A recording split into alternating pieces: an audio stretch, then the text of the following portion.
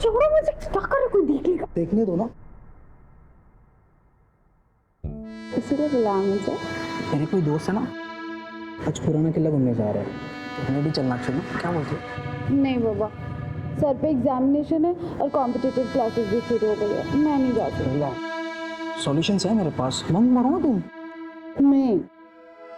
क्या यार, मैं तुम्हारे इतने करीब आने के बहाने बनाते रहता और तुम हो तुम से दूर भागते रहते हो। That's not fair. हाँ क्या है भाई, काम करो ना अपना। चलो चलो चलते। रुक।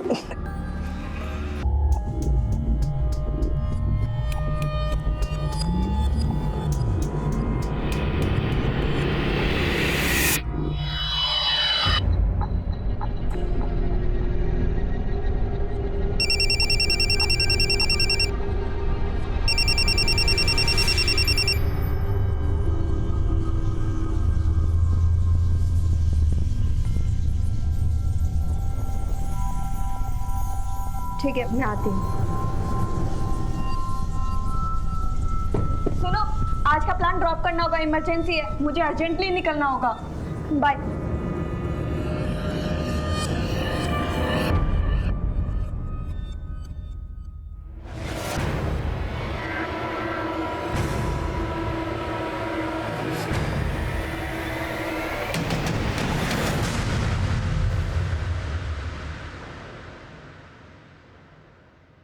सर, ये मेरी छोटी बहन और उसके फ्रेंड्स हैं, इन्हें छोड़ दीजिए प्लीज। दिखने में तो सब शरीफ घर के लगते हैं, लेकिन रैश ड्राइविंग करते हुए पकड़े गए।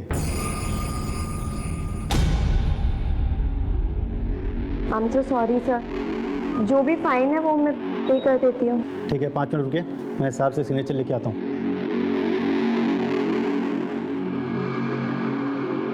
दीदी आई एम सॉरी, मेरी वजह से आपको इतना। मैंने कुछ पूछा तुमसे? ये सब करने जाती हो तुम कॉलेज? हाँ, और तुम 1000 बार मना किया है मैंने, मेरी बहन से दूर रहने को बोला है ना तुम्हें। ये तुम्हारी लास्ट वार्निंग है, समझे? ठीक है, आप लोग जा सकते हैं। थैंक यू, चलो।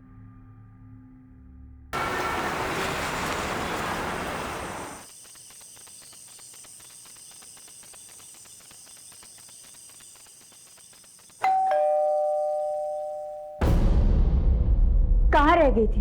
वो मैंने इसे बुला लिया था डिनर पर, तो बस इसीलिए लेट हो गए। चलो अब अंदर।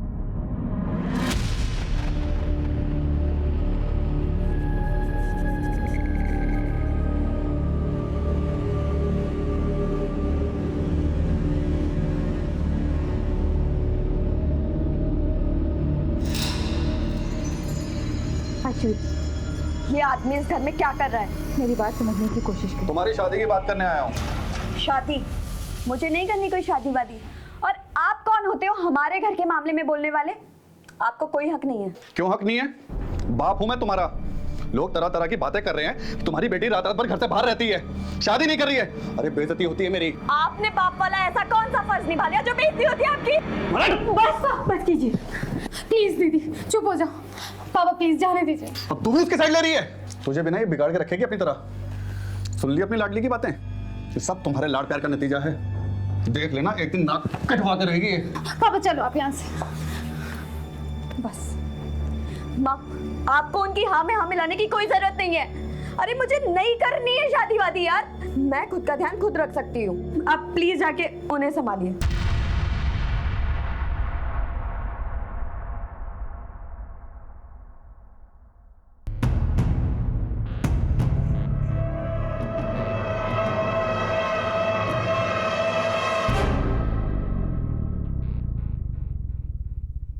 पापा से कह दीजिए मुझे शादी नहीं करनी है। तो क्या पूरी जिंदगी शादी नहीं करेगी? हाँ, नहीं करूंगी। क्या बोल रही है तू, पागल हो गई? कुछ भी बोला जा रही है। देख, अगर कोई पसंद है तो बता दे, हम बात करते हैं।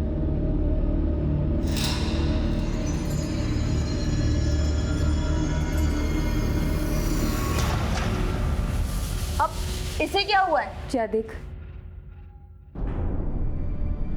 सुहाना, क्या हुआ है तुझे? हम लोगों को लड़ता देख करके तू रोए, ये तो पॉसिबल नहीं है। तो बता क्या हुआ? आयुष से झगड़ा हुआ है? फिर से उसने तुझे कुछ कहा है? बोल ना।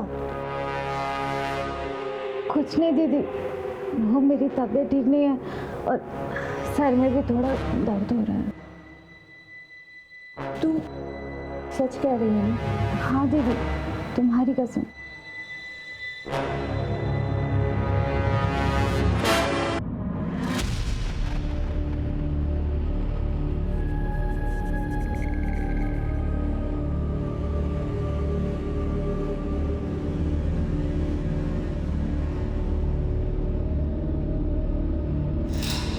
Excuse me, ma'am.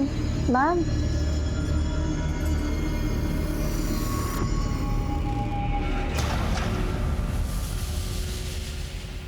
The number you are trying to call is currently switched off. Please try again later. उसका फोन बंद आ रहा है। पता नहीं कहाँ गई होगी, अब तक तो उसे आ जाना चाहिए था। आप टेंशन मत लो, मैं देखती हूँ। दीदी, कॉलेज से तो हम लोग साथ ही निकले थे और वहाँ रास्ते में दुकान पड़ती है कपड़ों की, तो उसे कुछ लेना था, वो वहीं रुक गई। कौन सी दुकान? हाँ, ये मैम तो आई थी, इनका ही तो झगड़ा हुआ था। झगड़ा किससे? सुहाना, क्या हुआ है? उस दिन के बाद तू मुझे मिली नहीं। एंड आई एम सॉरी, उस दिन मैंने थोड़ी ज़्यादा पी ली थी। मैंने कहा ना, मेरा पीछा करना छोड़ दो। ये सब दीदी बोल रही है ना? तुमसे क्या मतलब? किसी ने कुछ भी बोला हो? देखो सुहाना, तुम ऐसे नहीं जा सकते। हाथ छोड़ो मेरा। नहीं, मेरी बात सुनो। मैंने कहा हाथ छोड़ो मेरा।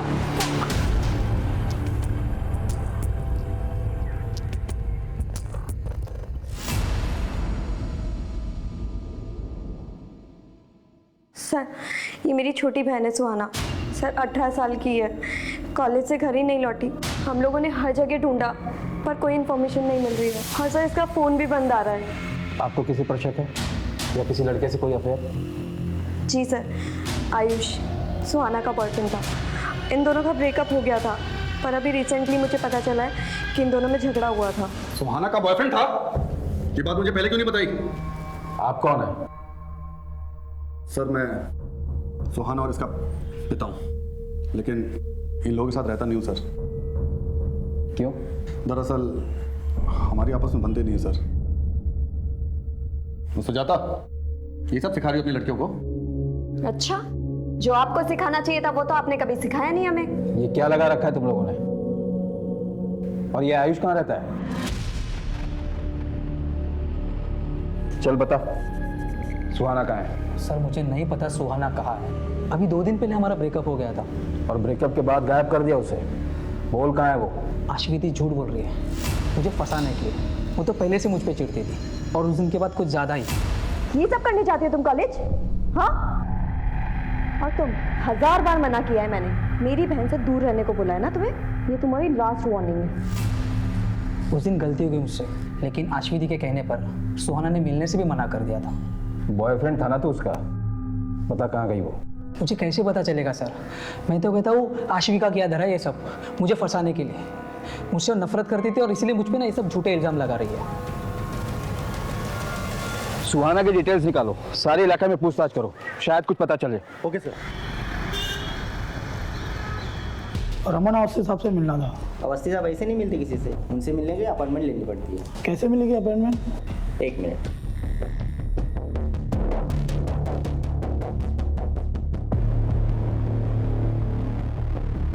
ये लीजिए, साहब का नंबर है, फ़ोन कर लेना। Thank you.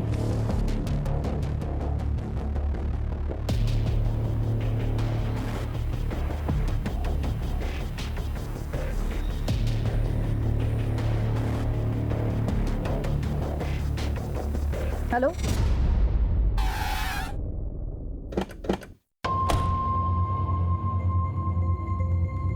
हमने निधि से पूछा था लेकिन उसने कभी बताया नहीं मैडम, उसके आगे पीछे किसी को नहीं देखा। मैडम, इतना बड़ा हादसा हुआ है हमारे स्कूल की लड़की के साथ। हमने भी एक स्टूडेंट और टीचर से बातचीत की है, परंतु किसी को कुछ पता नहीं।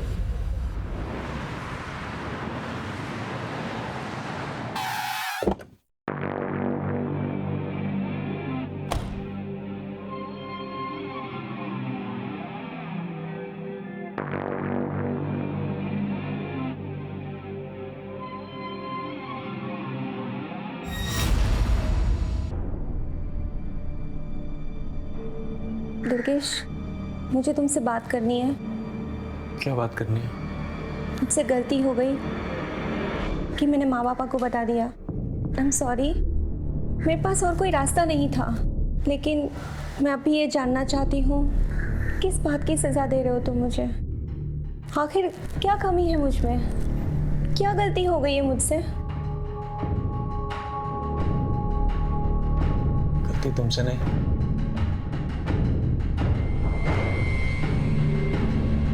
मुझसे हुई है। कैसी गलती? खबर क्या है वो बता। तो 1 साल पुरानी बात है। मैं निधि की स्कूल में एक टीचर थी मीता, उसके नाम था बवाल।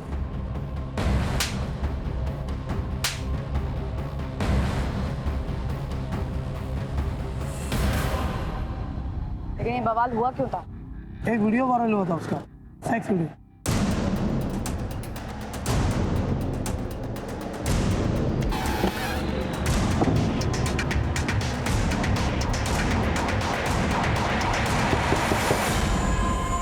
मीता कहाँ है? उसे बुलाइए, हम उससे कुछ जानना चाहते हैं। मीता ने तो आत्महत्या कर ली।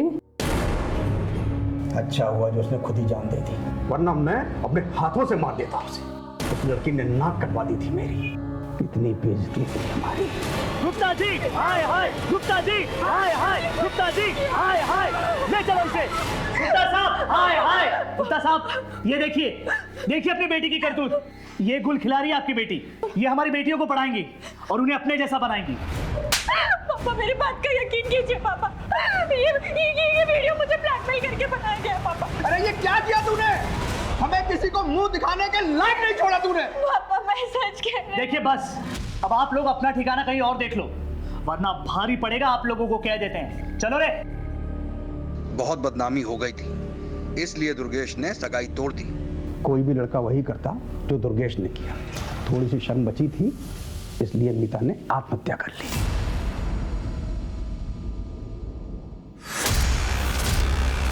आपने कभी इस बात पर ध्यान नहीं दिया कि हो सकता है मीता सही कह रही थी? सही या गलत से क्या फायदा मैडम?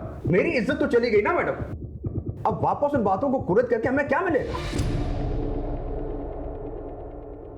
निधि और उसकी टीचर मीता दोनों का ही सेक्सुअल असॉल्ट हुआ था और दोनों का ही एक ही स्कूल से कनेक्शन भी था। इसलिए हमने मीता के केस के इन्वेस्टिगेशन ऑफिसर से मुलाकात की। सर, यही वीडियो वायरल हुआ था उस लड़की का, जिसके वायरल होने के बाद मीता पर मॉब ने अटैक किया और उसके बाद उसने सुसाइड कर लिया। हम अपनी इन्वेस्टिगेशन तो कर ही रहे थे सर, पर आगे इस केस में कुछ क्लू नहीं मिला। इस वीडियो में जो लड़का है, इसकी पहचान हुई है? नहीं सर। मीता के मंगेतर का एड्रेस है?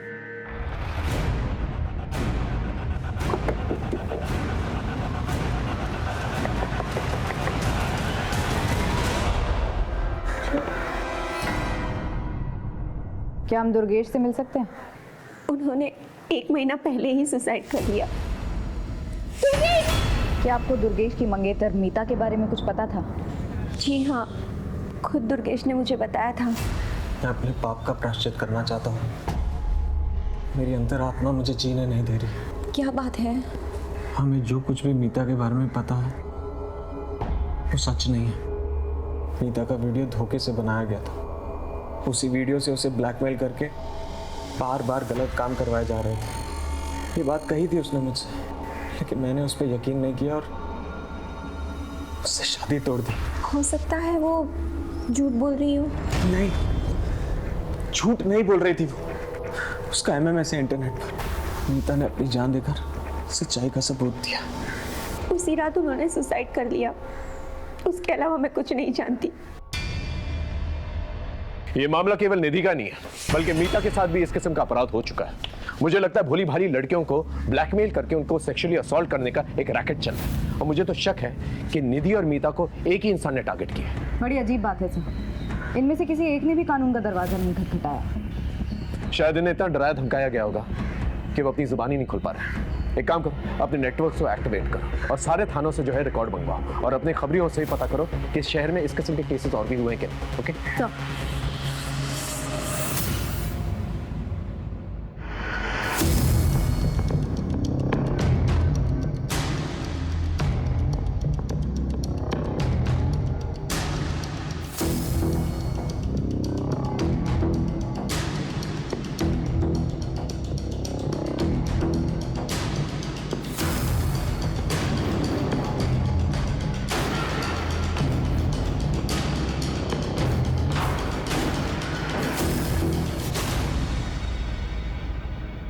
सर यही शॉप है, इसका लाइसेंस 2004 में लिया गया था। ये शॉप किस एरिया में? कपड़ा बाजार, सेंट्रल दिल्ली। ये तो काफी भीड़ भाड़ वाला एरिया है, हजारों लोग आते जाते हैं वहां पर। हमें काफी सावधानी से इस जगह पर काम करना होगा।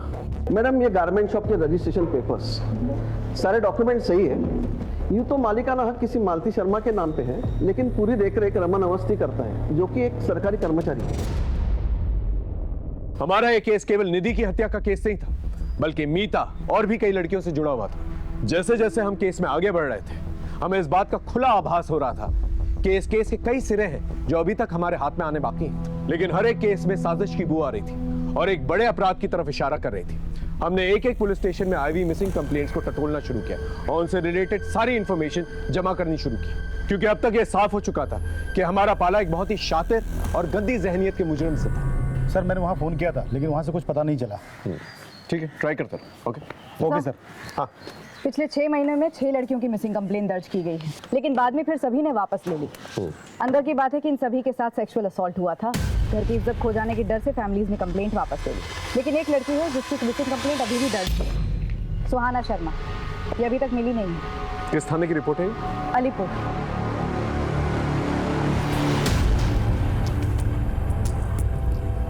सुहाना शर्मा नाम है। लास्ट टाइम इसे एक गारमेंट शॉप के बाहर दिखा गया था। वहाँ पर इसकी अपने बॉयफ्रेंड से लड़ाई भी हुई थी। हमने इसके बॉयफ्रेंड को डिटेन भी किया, पर उसने कहा कि वो इस लड़की के बारे में कुछ नहीं जानता। इसकी बहन अश्विनी ने कंप्लेंट दर्ज करवाई थी हमारे यहाँ। हमने काफ़ी ढूंढने की भी कोशिश की, लेकिन कोई लीड नहीं मिला और बाद में इसकी फैमिली ने भी अपडेट लेना बंद कर दिया। इनकी फैमिली का कोई कॉन्टैक्ट नंबर? आपने जब इन्फॉर्म किया कि आप यहाँ आ रही हैं, तो मैंने कांस्टेबल से कहा था कि इनकी फैमिली से कॉन्टैक्ट करें। ठीक है। अश्वी से कोई कांटेक्ट हुआ? सर अश्वी का नंबर भी बंद आ रहा है और वो ट्रेस भी नहीं हो रही है।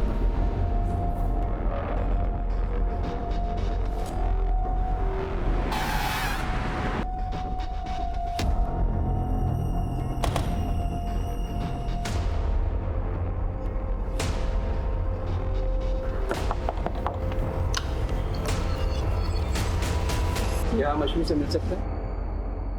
वो तो नहीं है। नहीं है मतलब कहाँ गई? किसी काम से बाहर गई। सुहाना की कोई खबर मिली? उसी केस के बारे में हमें उनसे बात कर ली है। आप आइए ना, अंदर बैठिए, मैं अपने पति को बुलाती हूँ, आप उनसे बात कीजिए। जी कहिए, मैं आपकी क्या मदद कर सकता हूँ? सुहाना मिसिंग केस के बारे में अश्वी से बात करें। वो सर मेरी बीवी ने बताया ना आपको, बाहर गई है किसी काम से। उनका फ़ोन बंद आ रहा है। लगता है कि बैटरी का प्रॉब्लम हो। आप मुझे बताइए ना क्या बात है सर? सुहाना मिसिंग केस के बारे में आप लोगों ने कई दिनों से कोई अपडेट नहीं लिया, पूछ सकता हूँ क्यों? कितना अपडेट लेते सर? पुलिस अगर अपना काम कर रही होती तो वो कब का मिल गई होती, इसलिए नाउम्मीद होकर हमने फॉलोअप करना बंद कर दिया। अभी कोई खबर है आपके पास उसकी? देखिए, हमें शक है कि सुहाना किसी सेक्स रैकेट में उलझी भी हो सकती है, क्योंकि उसी एज ग्रुप की कई लड़कियों की शिकायतें आई हैं हमारे पास। तो सर प्लीज उसे जल्दी ढूंढिए प्लीज। हम पूरी कोशिश करेंगे।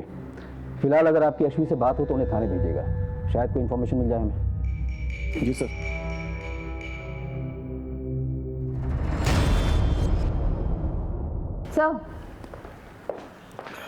अश्वी का नंबर पिछले 15 दिनों से बंद आ रहा है और उसके पड़ोसियों ने भी उसे देखा नहीं, लेकिन एक नंबर है कॉल रिकॉर्ड्स में जो बार बार फीचर होता है, जिससे अश्वी लगातार टच में थी। अश्वी और चारू के कार्ड से एक ही होटल के बिल भी भरे गए हैं। मैंने चारू को बुला लिया है पूछताछ के लिए। हम दोनों दोस्त हैं सर। दोस्त? कॉल रिकॉर्ड्स में दोस्ती साफ नजर आ रही है तुम्हारी। क्या चल रहा था तुम्हारे और अश्वी के बीच में? कहाँ है अश्वी और सुहाना? मैं नहीं जानती सर, मैं तो अश्वी को खुद ढूंढ रही हूँ। तुम क्यों ढूंढ रही हो अश्वी को? हाँ देखो, जो कुछ भी सच है ना बता दो, बोलो। सर मैं आपसे झूठ नहीं बोलूँगी, वो मैं और अश्वी रिलेशनशिप में है सर। हम दोनों लेस्बियन हैं सर। अश्वी क्या हुआ? मुझे अर्जेंटली निकलना होगा अभी। आई कॉल यू ना। बाय। ध्यान से जाना। सर हम बाहर कहीं नहीं मिल सकते थे, इसलिए हम चुपचाप होटल में मिलने लगे और अश्वी की फैमिली का उस पर प्रेशर था। वो उसकी शादी कराना चाहते थे और वो शादी नहीं करना चाहती थी। फिर सुहाना गायब हो गई और अचानक से कुछ दिन बाद अश्वी भी गायब हो गई सर। लेकिन अश्वी के फादर तो कह रहे थे ऑफिस के काम से वो बाहर गई। नहीं सर, वो कहीं बाहर नहीं गई है, मैं खुद उसके ऑफिस में काम करती हूँ सर। इसका मतलब आशवी के फादर ने हमसे झूठ कहा। थाने बुलाओ उसे। सच बोलकर अपनी इज्जत की धज्जियां उड़वाते क्या? एक तो पहले ही सुहाना के गायब होने के गम से हम लोग उभरे नहीं थे कि अचानक आशवी की सच्चाई सामने आ गई। कैसी सच्चाई? आशवी कहाँ से आ रही? सर, मेरी पत्नी मर चुकी है, इसलिए मैं कभी कभी कॉल गर्ल्स को बुला लिया करता था। और एक दिन मेरे दोस्त अभय की बेटी आशवी आ गई। और सर, एक सच्चे दोस्त के नाते ये बात मैंने अभय को बता दी। सर, जान से मार दूंगा तुझे। झूठ बोलता है? यकीन नहीं होता ना? इस नंबर पे बात कर ले। सर, इस बात को लेकर के मेरा और आशवी का झगड़ा भी हुआ था। बेशरम, ऐसा घिनौना काम करने से पहले मर क्यों नहीं गई तू? सर, उस दिन के बाद से वो घर नहीं लौटी और आती भी किसने से।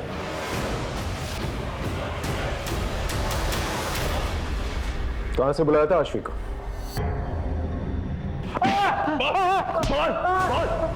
सच बोल।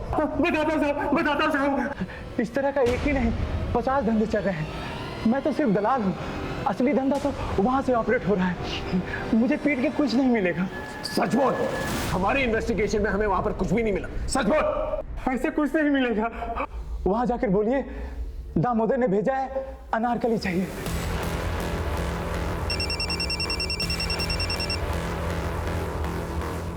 हेलो, ठीक है सर, निहारिका का पता चलेगा।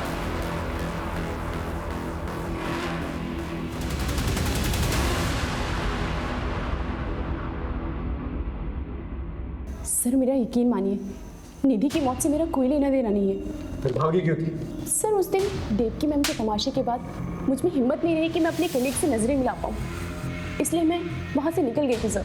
जहाँ इतनी बातें वेरीफाई हुई हैं, तुम्हारा स्टेटमेंट भी वेरीफाई होगा। तो जब तक ये बात सच नहीं साबित हो जाती, तुम यहीं रहोगे।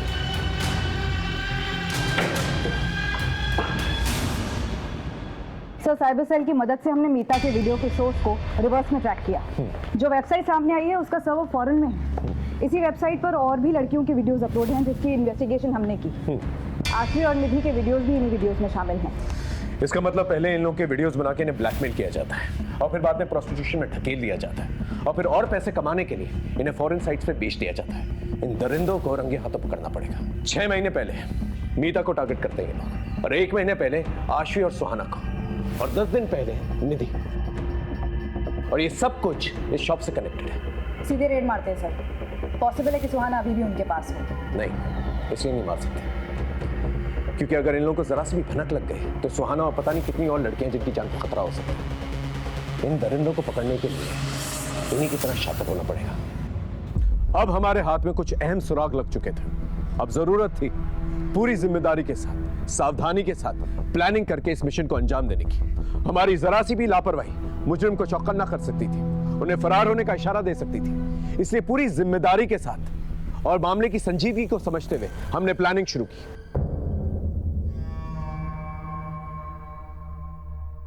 माल चाहिए, दामोदर ने भेजा है। अनारकली चाहिए, अनारकली चाहिए। मिलेगा ना? असली वाला और कौला। माल दोगे तो सब मिलेगा।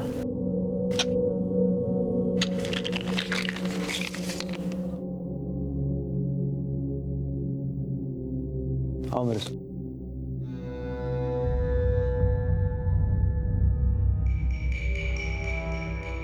अंदर आओ।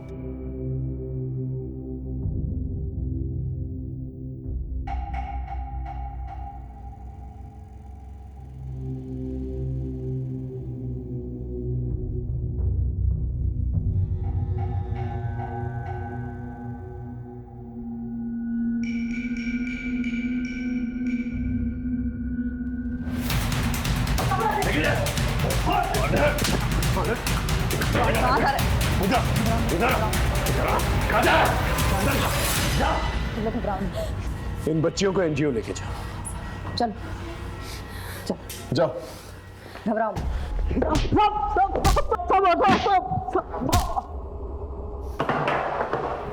बोल। मीता, सुहाना, आशवी, सब बाकी लड़कियों को मैंने धंधे में उतारा था। किसी की मजबूर बहू बेटियों को बेचकर उनसे पैसे कमाकर उसे धंधे का नाम देता है। गवर्नमेंट ऑफिसर होकर ऐसी नीच हरकतें करते हुए शर्म नहीं आई तुझे? हाँ, अब सच सच बता, कौन कौन इन्वॉल्व है तेरे साथ इस धंधे में? बोल। साहब मैं ही हूँ अकेला। साहब मैंने दिखावे के लिए गारमेंट शॉप खोल के रखी है और वहीं से हम लोग अपना शिकार तलाश करते हैं। ट्रायल रूम किधर है? बता दो। उस तरफ।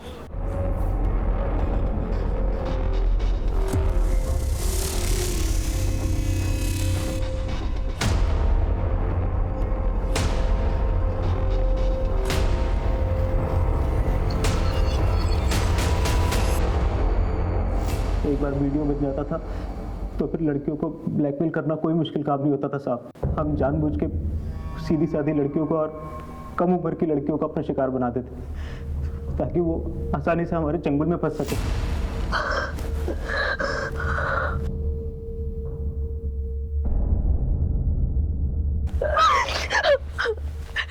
प्लीज प्लीज प्लीज मेरा वीडियो वायरल मत करना।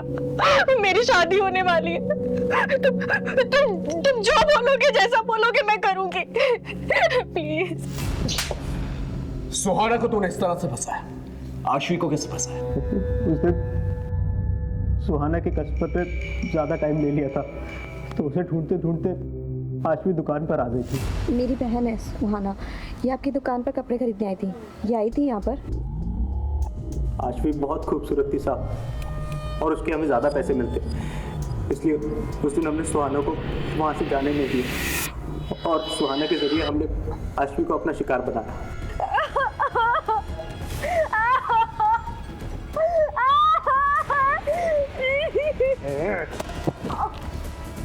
ध्यान से देख अपनी बहन को, अभी तो सिर्फ इसे नोच रहे हैं। अगर तूने मेरी बात नहीं मानी ना तो इसकी बोटियों को चील कौओं को खिला दूंगा। अगर तू चाहती है ना तेरी बहन जिंदा और सलामत रहे और इज्जत से रहे तो जो बोलूंगा वो करना पड़ेगा। बोल हाँ बोल।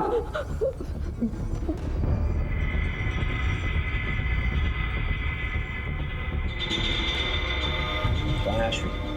आशवी तो कब की मर गई साहब।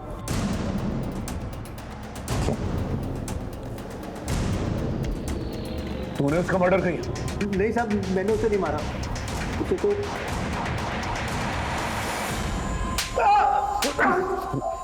कमीने, बड़ी इज्जत की बातें कर रहा था ना तू कि इज्जत के मारे वो कहीं चली गई। फिर रमन को फोन करके उसे वापस क्यों बुलाया? बोल। यकीन नहीं होता ना? ले इस नंबर पे बात करके देख ले। तो ये है तेरी जॉब? पापा आप मेरी बात समझने की कोशिश तो करो। ये सब मैं मजबूरी में कर रही हूँ। ये सब मैं सुहाना की जिंदगी बचाने के लिए कर रही हूँ। ये देखिए, ये देखिए।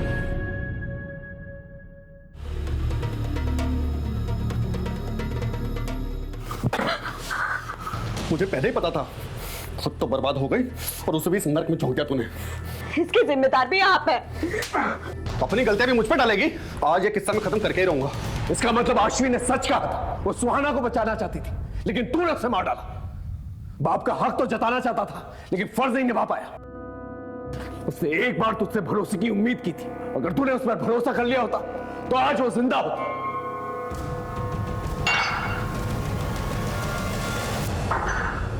आशवी और सुहाना का केस तो सॉल्व हो गया, अब निधि के दोषी से मिलता है।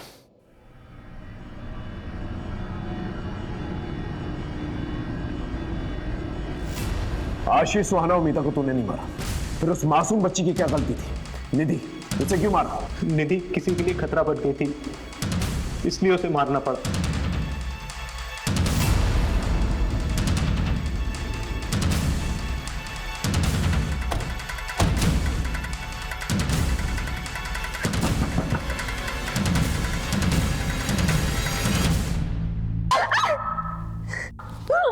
और मुंह खोलेगी कि नहीं?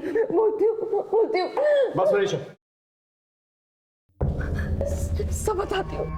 सर, मेरे पति शिव का बिजनेस अच्छा नहीं चल रहा था और मुझे पैसे चाहिए थे। मैं धंधे में आ तो गई थी पर मुझे और पैसे कमाने थे। अपना घर खरीदना था, इसलिए एक दिन।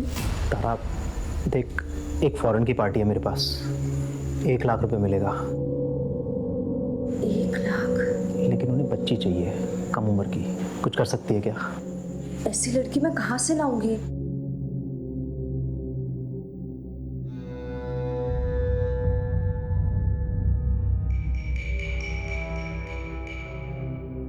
रमन, तेरी हिम्मत कैसे हुई मेरी बेटी को आंख उठा के देखने की?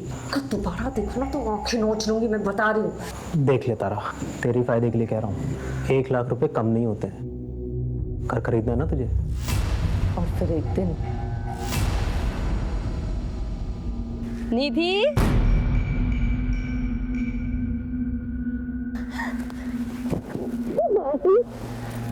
चले?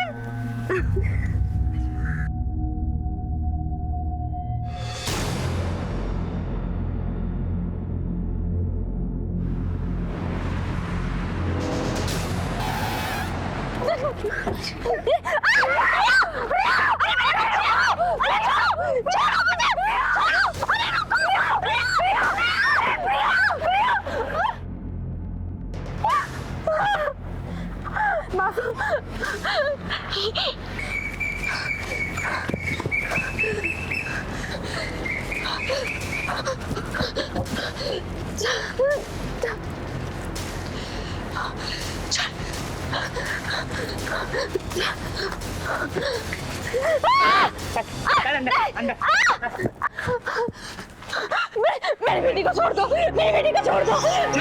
तुझे भले ही पैसे से प्यार ना हो, लेकिन मुझे तो है। मैं तो वसूल करके रहूंगा। मैं दे दूंगी। बच्चे को लेकर आओ। प्रिया, प्रिया, प्रिया। कितने पैसे देगा इस लड़की के बता? मुझे तो ये नहीं, मुझे तो ये चाहिए। वो चाहिए? नहीं, लेकर दीदी, नहीं, चल, चल, चल, चल, चल,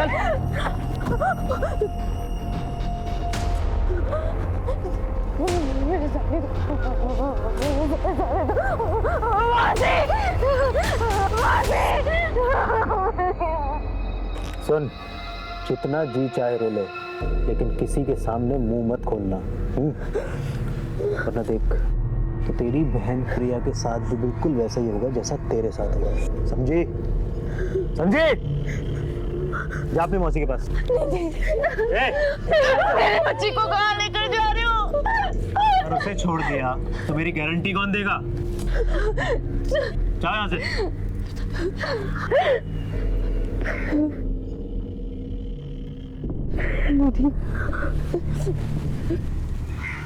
निधि, आज जो कुछ भी हुआ है वो किसी को मत बताना, वरना वो लोग प्रिया को मार देंगे। नहीं बताएगी ना?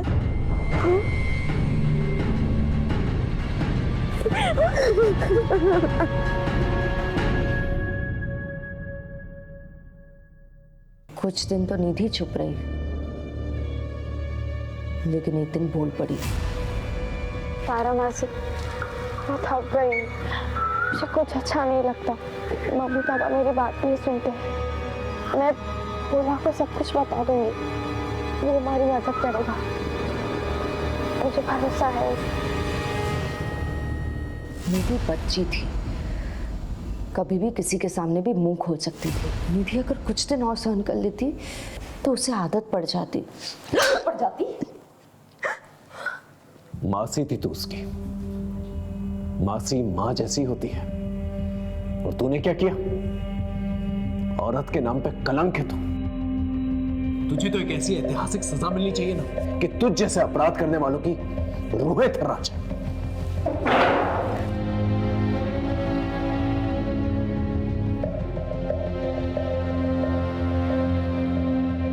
जो संगीन जुर्म इस औरत ने किया है, अगर कानून में फांसी से बढ़कर भी कोई सजा होती तो मैं उसकी मांग करता जज साहिबा।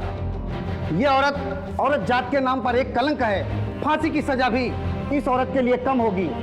निधि शर्मा के बलात्कार और फिर हत्या में तारा शर्मा ने जो भूमिका निभाई है, निधि ने अपनी माँ से भी ज्यादा प्यार अपनी मासी से किया था, भरोसा किया था, और उसी मासी ने अपनी लालच के लिए उस मासूम को मौत के मुंह में धकेल दिया। लिहाजा तमाम सबूतों और गवाहों को मद्देनजर रखते हुए ये अदालत आरोपी तारा शर्मा को 20 साल की कैद बामुशक्कत की सजा सुनाती है। इस गिरोह के सरगना रमन अवस्थी और अन्य आरोपियों को भी सजा सुनाई जाती है। जिस तरह तारा का ये अपराध जुर्म की किताब का एक स्याह पन्ना है, उसी तरह तारा को दी जाने वाली ये ऐतिहासिक सजा दूसरे अपराधियों के लिए एक रोशन मिसाल बनेगी।